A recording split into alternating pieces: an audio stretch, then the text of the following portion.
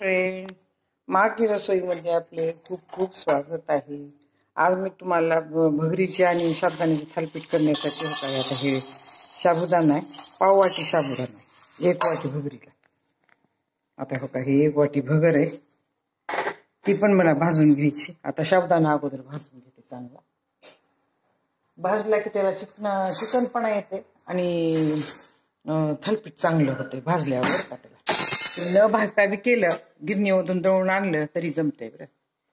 पण मिक्सरमध्ये दळायचंय ना, म्हणून थोडं भाजून द्यायचं. साबुदाणा भाजला की फुलल्यासारखा होता. लक्षात येते लगेचच आता साबुदाणा आपला भाजलाय म्हणून.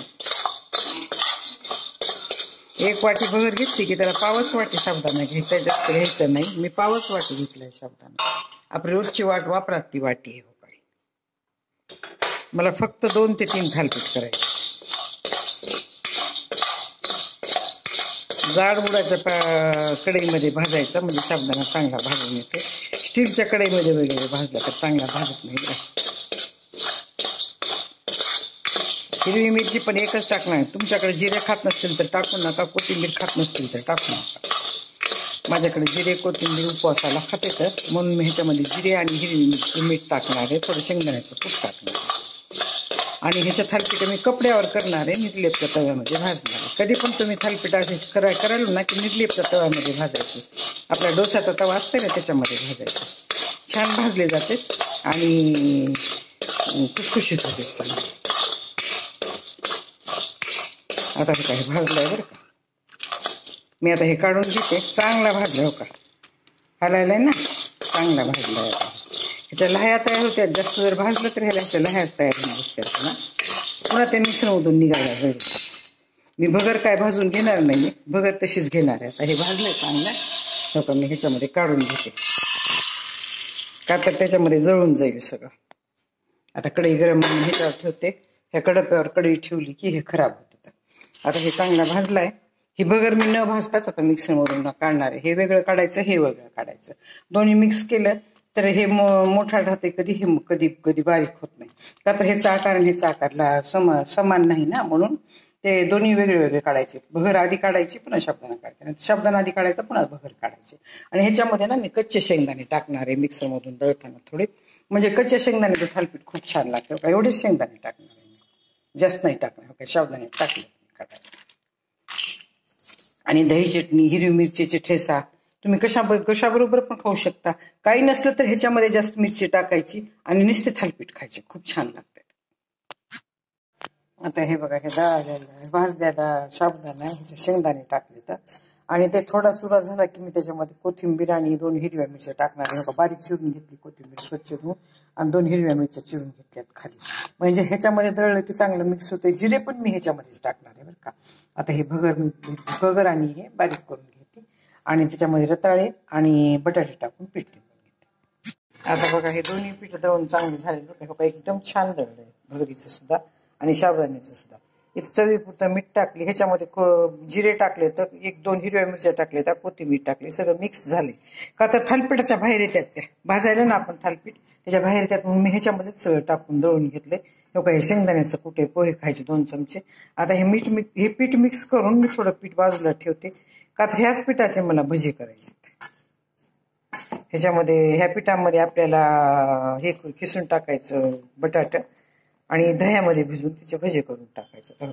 दह्या पीठ मी करून ठेवायला इकडं हे का, एवढं घेतलंय पीठ मी भज्यासाठी, बस होतंय. आता ह्याच्यामध्ये कच्चा बटाटा टाकायचं आणि त्याचे भजे करायचे. आता ह्याच्यामध्ये बघा, हे शिजलेलं खीस आहे. हे खीस रताळ्याचं आहे बरं. बटाट्याचा पण तुम्ही करून टाकू शकता. तुमच्याकडे रताळे नसले तर नुसत्या बटाट्याचा पण थालीपीठ चांगला होतंय बरं. आता हो का, हे बटाटे टाकलेत ह्याच्यामध्ये, न सोलता टाकलेत मी, सोलच ना गेलेत ती जास्त, म्हणून तसंच टाकलेत. आता हे असं मिक्स करायचं. वरतून पाणी लागलं तर घालायचं. ह्याला भिजवण्यासाठी, सेट होण्यासाठी 15 ते 20 मिनिट तरी ठेवावं लागतं, नाही तर मग थालीपीठ तव्यावर तुटायला सुरू होते. तुम्ही पीठ कमी टाकून रताळे आणि बटाटे, काकडी हे पण जास्त टाकू शकता. काकडीच्या सुद्धा थालीपीठ खूप छान होते, त्याचा सुद्धा व्हिडिओ मी टाकलेला आहे. आता हो का, हे असं चांगलं तिंबून घ्यायचं आणि एकजीव करायचं, दोन्ही हाताने एकजीव करायचं आणि त्याला ना आपण बटाटे नाही सोलले तरी सुद्धा जमते बरं का, काही होत नाही बटाटा नाही सोललं तर. माझं बटाटाच सोलून नाही गेलं तर चांगलं उकडलं तरी सुद्धा, म्हणून मी तसेच टाकलेत. आता ठेव का, ह्याला थोडं पाणी लावते आणि सेट होण्यासाठी ठेवते आणि परत मी तुम्हाला ह्याचे थालपीठ करून दाखवते. आपल्याला चवीला लागेल तशी मिरची टाकायची, चवीला लागेल तसं मीठ टाकायचं. शेंगदाण्याचं कूट तुम्हाला स्किप करायचं असलं तर करू शकता, पण त्याच्याने ना खुसखुशीत लागतात म्हणून मी शेंगदाण्याचं कूट. ह्याला बटर, तूप, तेल तुम्ही काही तुमच्याकडे जे अवेलेबल आहे ते लावू शकता बरं. आता ह्याला ना मी कापडाने झाकून ठेवणार आहे थोडी वेळ. दोन्ही हाताने एकदा तिंबून घेणार आहे आणि कापडाने चांगलं सेट होण्यासाठी झाकून ठेवणार आहे. आणि परत मी ते डोश्याच्या तव्यावर ह्याचे थालपीठ करणार आहे. आता हे काही साबुदाण्याचं आणि भगरीचं पीठ चांगलं सेट झालं बरं का. ह्याच्यामध्ये रताळा आणि बटाटे टाकले शिजवून, कच्चं टाकलं की ते तुटतंय. आता हे काय, हे असं थोडं पीठ तोडून घ्यायचं आणि असं हाताला पाणी लावायचं हो का असं, आणि कापड्याला पण पाणी लावायचं. कापडाला जर तुम्ही पाणी नाही लावलं तर ह्याचं थालपीठ सुटत नाही. आणि पीठ थोडं पातळ करायचं, याच्यापेक्षा सुद्धा पातळ केलं तर जमतंय बरं का तर लवकर हाताने लाटलं जाते. ह्याला काय आपण पीठ लावून लाटी करत नसतो. ह्याची पीठ लावून लाटी केली की थालपीठ बरोबर लागत नाही आणि जळल्यासारखं लागते ते पीठ असते त्याला म्हणून. आता हो का, हे तयार झाले बरं का.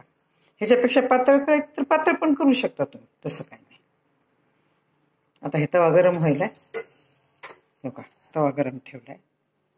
ह्याला थोडं तेल लावून घेते मी, म्हणजे लवकर भाजलं जाते थालपीठ. आता हे थालपीठ ना ह्याला वेज करायचं मध्यभागी. असे वेज केले का थालपीठ खूप खुसखुशीत भाजते बघा का, असं करायचं. आणि आता हे तवा चांगला गरम झाला की ह्याच्यावर टाकायचं. हो का, अशी लाटी घ्यायची पिठाची. ह्याच्यापेक्षा थोडं पातळ पीठ केलं तरी सुद्धा जमतंय बरं का, पण एखाद्या वेळेस कपड्याला चिटकल म्हणून मी जास्त पातळ केल्या नाही हो का, एवढं पातळ केलंय. थालपीठाला कोणत्याही थालपीठाला पीठ पातळ करून घ्यायचं, घट्ट पीठ पोळीसारखं पीठ घ्यायचं नाही थालपीठाला. आता हे ना ह्याच्यावर टाकते मी. हे दोन्ही हाताने उचलून टाकावं लागतं, इथून धरून मी टाकते आणि दाखवते तव्यावर. आता बघा ह्याच्यावर टाकलं ना तर ह्याच्यावर थोडं पाणी टाकले बघा का, वरतून पाणी टाकलं तरच ते खालची बाजू वरची बाजू भाजते, खूप छान भाजलं जातं. तुम्ही सगळं कच्चं टाकलं की ते तुटतंय बरं, रताळं पण आणि बटाटे पण, म्हणून ते शिजवून टाकायचं. शिजवून टाकलं की त्याला चांगला कस येते, चिकनपणा येते आणि त्याच्याने ते मग काय होते, चांगलं भाजतंय. आता ह्याला वरतून तेल लावलं आणि खालून पाणी टाकलं होतं, म्हणजे असं टाकलं होतं ना त्याच्यावर पाणी टाकलं की बाजू ओली राहून चांगली भाजली जाते. नाहीतर आपण पाणी जर नाही टाकलं तर कोरडी बाजू पडती आणि परत खालची बाजूच भाजत नाही लवकर. आता हे का दुसरं तयार केलंय आणि आणखीन एक त्याच्याबरोबर. आता ह्याच्याबरोबर दही चटणी घ्यायचं आणि खायचं. तुम्हाला आवडेल तसंच ठेसा करा, जे आवडेल ते घेऊन खायचं. आता बघा हे थालपीठ असं छान तयार झालं बरं का, खुसखुशीत. ह्याच्यापेक्षा स्वतः जास्त भाजू शकतो तुम्हाला भाजायचं असलं तर, पण हे छान भाजलं. आणि काय दही चटणी तयार केली ह्याच्याबरोबर. हे उपवासाचं आहे, ह्याच्याबरोबर हे खायचं. ह्याच्यामध्ये मी तडका दिलेला नाही, भाजलेला जिरा टाकलेला आहे. तुम्हाला तडका द्यायचा असला तर वरून तडका देऊ शकता चटणीला. माझी जर ही भगर आणि साबुदाण्याच्या थालपीठाची रेसिपी तुम्हाला आवडली असेल तर सबस्क्राईब करा, लाईक करा, बेल आयकॉन क्लिक करून कमेंटमध्ये मला सांगा की तुम्हाला माझी रेसिपी कशी वाटली. आवडली तर आवडली, मला नाही आवडली तर नाही आवडली. धन्यवाद.